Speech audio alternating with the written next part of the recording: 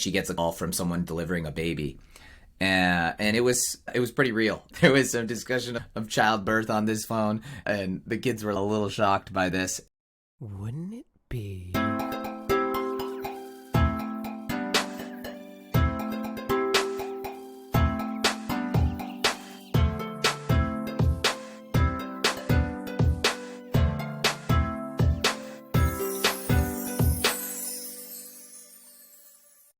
Welcome back. Diaries of a Mortal Entrepreneur, Day 4. We're back, baby. I'd say was the best day yet. 8 out of 10 is the score I'd give it. And there was a comment on yesterday's video that really resonated. It was like, sounded like energy levels was the main criteria to judge if a day went well. I haven't yet read the goals of this camp, but it sounds like engagement or enjoyment are a big criteria.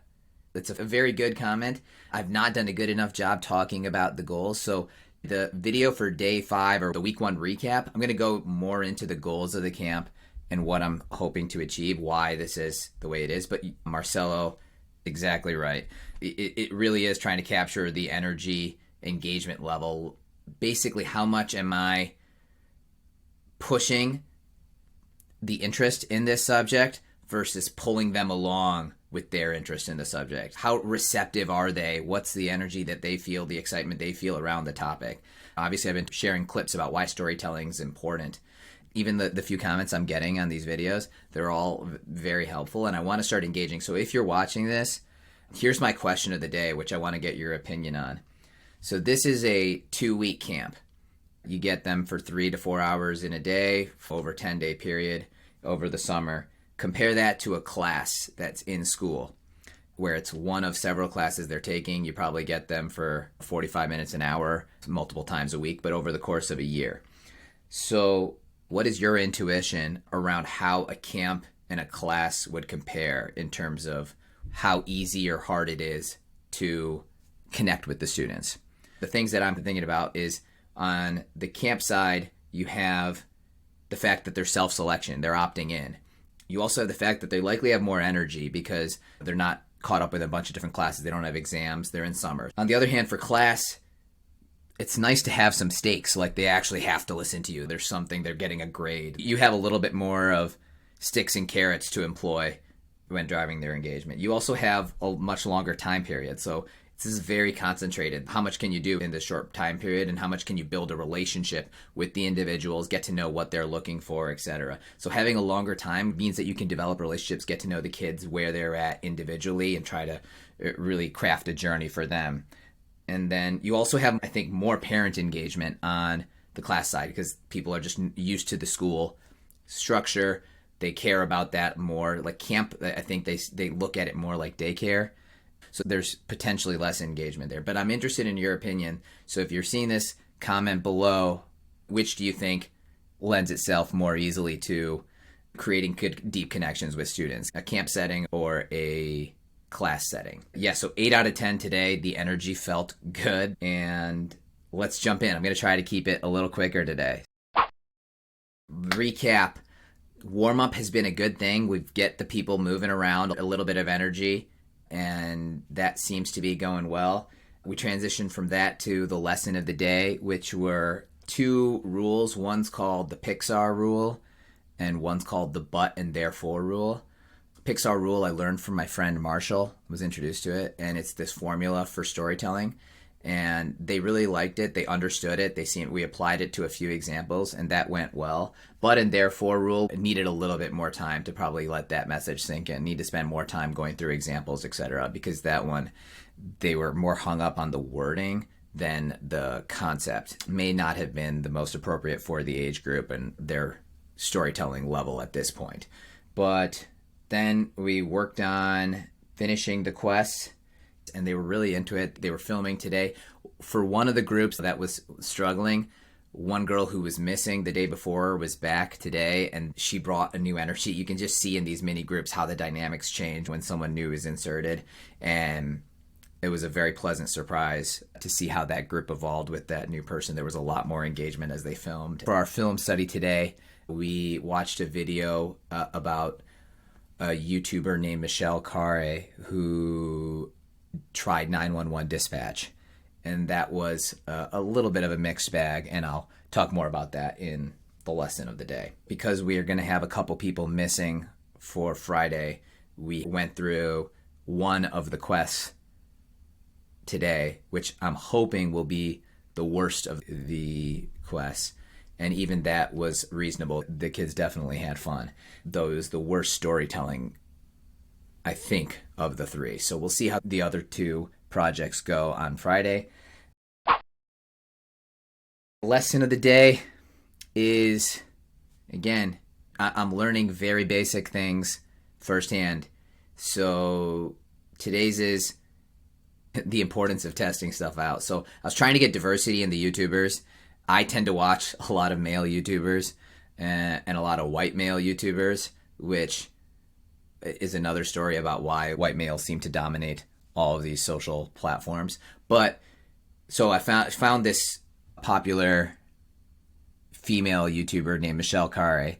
I'd watched a couple of her videos, liked her style, and thought it might work. And so decided to use one of her videos, but then at the last minute decided to use a video of hers that I hadn't already watched based on the thumbnail and the title of the video. And that was a mistake because during the video, well, the video was good, the type of story that she was telling. We evaluated it using what we'd learned.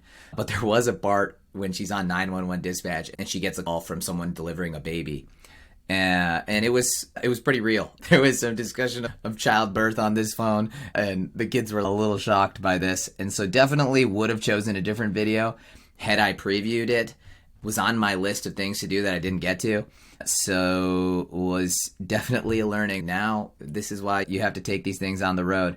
And even just having gone through any of these one time, you see the value of curriculum that's been tested in the wild. I remember my friend Mike talking to me about how they would do this with the bridge lessons that they would develop.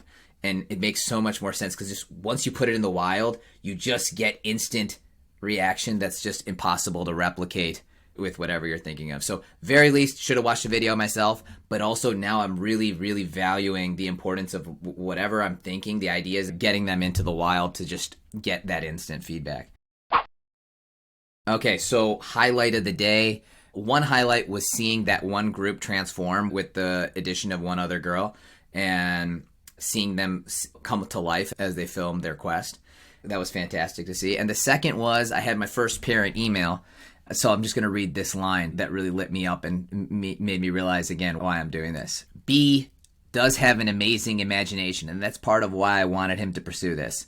Storytelling is an important skill in the digital space, bridging a gap between product development and consumers. Thanks for teaching them. Even that line itself, I'm telling you, I think there's going to be more and more parents that see the connection with storytelling in their lives. So I'm going to talk more about this in my week one recap, but that was really nice to see. So I'll come back with a week one recap by Monday. And then I'm not going to do daily recaps for week two. I'm going to just do the recap of week two and the overall takeaways from the camp the following Monday. Thanks for watching. I'll end here with a clip from, this is really just a teaser of a podcast from Hidden Brain by NPR, a guy named Shankar Vedantu, for a podcast called The Story of Your Life. And I find it fascinating because when you think about storytelling, the stories we tell about our own life are incredibly important. And this was a really interesting exploration of that subject. So I think the teaser is good, which I'll share here. And if you like the teaser, listen to the full episode, which is linked in the show notes. All right, thanks, and I'll see you on Monday.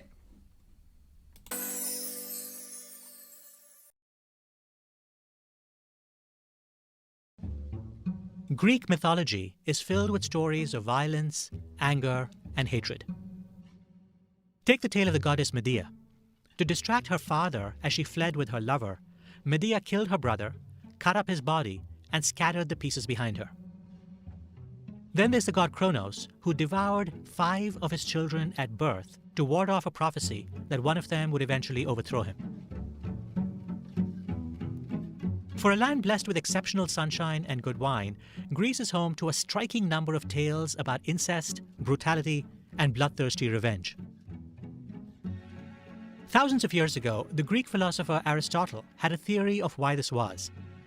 In Poetics, he suggested that the goal of art was something he called catharsis. Writing, watching, and reenacting tragedy was good for the soul. It was a form of healing. The idea that stories can be a form of therapy has carried over into modern times. Sigmund Freud explored the idea. Psychoanalysis involves understanding the self as a series of stories. After Freud fell out of favor, researchers and counselors have continued to explore the role that stories play in our mental well-being. This week on Hidden Brain, how understanding the stories of our lives and rewriting them can change us forever. Many of us never think to put pen to paper, or we sit down and start, but then hesitate because we're afraid of what our stories mean, what our fantasies might reveal. But when we do this, we not only miss out on how our stories might transform other people, we miss out on the power of stories to transform us.